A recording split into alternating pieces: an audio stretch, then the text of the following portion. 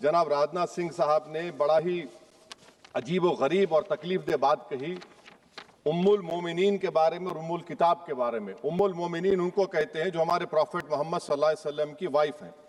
वो हम तमाम मुसलमानों की माँ, हम उनको तस्वुर करते हैं, मगर हम उनकी इबादत नहीं करते। हम अपनी माँ की इबादत नहीं करते। उम्मुल किताब कुरान है, हम कुरान की इबादत नहीं करते। कुरान अल्लाह का भिजा हुआ कलाम है।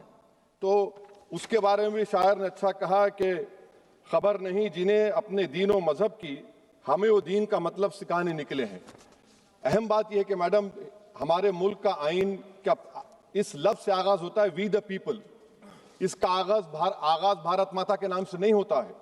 हमारे संविधान का जो प्रियम्बल है वो क्या कहता है? Liberty of thought, expression, belief, faith and worship. अगर दस्तूर का ये पहला सफा ये बात करता है तो फिर कैसे किसी शहरी को किसी खुदा, देवी, देवता की इबादत करने पर या सजदा करने पर मजबूर किया जा सकता है?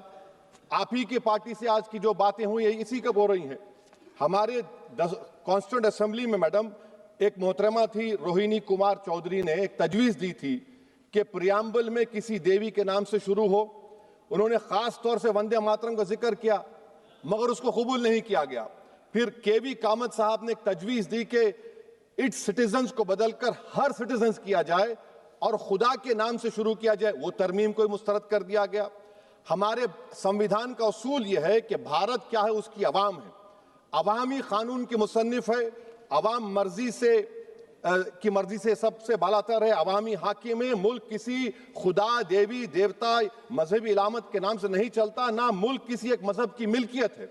इसीलिए बाबा साहब अम्बेडकर ने क्या कहा था? उन्होंने मदर इंडिया के नजरिए को मुस्तरद किया। बाबा साहब ने एक नई इस्तिलाह वजह कर दी और कहा कि भिक्षित भारत, ये बाबा साहब अम्बेडकर ने कहा। अब मैडम, अगर मजहबी आजादी इस आइन का बुनियादी उसूल है तो सवाल यह पैदा होता है कि उस वक्त हमारे जो कॉन्स्टिट्यूंट असेंबली के प्रेसिडेंट थे जनाब राजेंद्र प्रसाद साहब ने किस बुनियाद पर वंदे मातरम को कौमी तराना करार दिया? ना